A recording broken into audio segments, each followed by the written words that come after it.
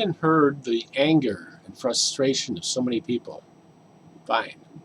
Well, now what?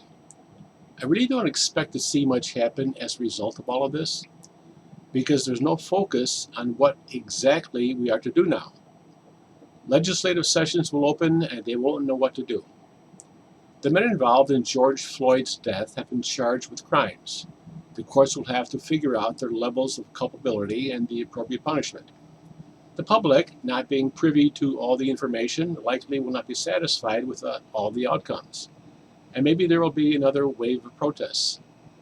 The irony is that street justice is one of the very things they've been complaining about, and it will be the very thing they will then be demanding. So what do we do now? Without people making specific reform proposals, nothing is going to change. So I offer my proposals. Number one, my first thought here is that we should have thousands and thousands of people wanting to become police officers.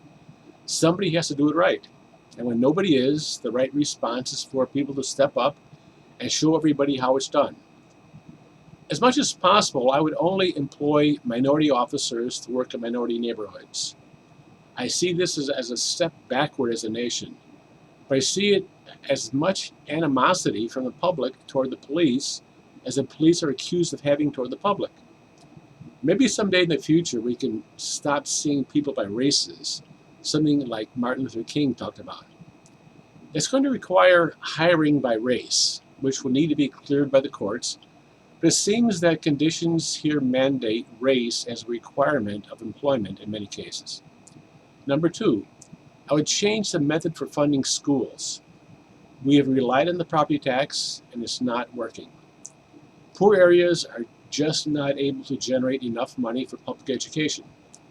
The state should determine a basic level of spending per student and raise that through the income tax. Public education money must then be kept separate from general funds.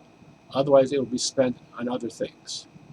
Number three, the gangs must be shut down. This decision must be broad-based in that you don't want any one individual publicly responsible for making that decision. The drug cartels won't like it, so you can't give them any particular individuals to target in retaliation. It could lead to a real war of sorts, with casualties. Wars cost a price, but sometimes they are necessary, and this is a necessary one.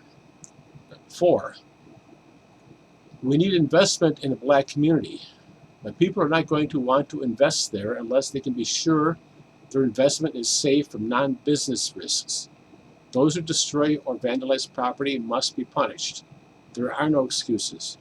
They are hurting their entire community by their acts, not just the particular property owners. I think this is a good start. When I think of more, I'll write again on this.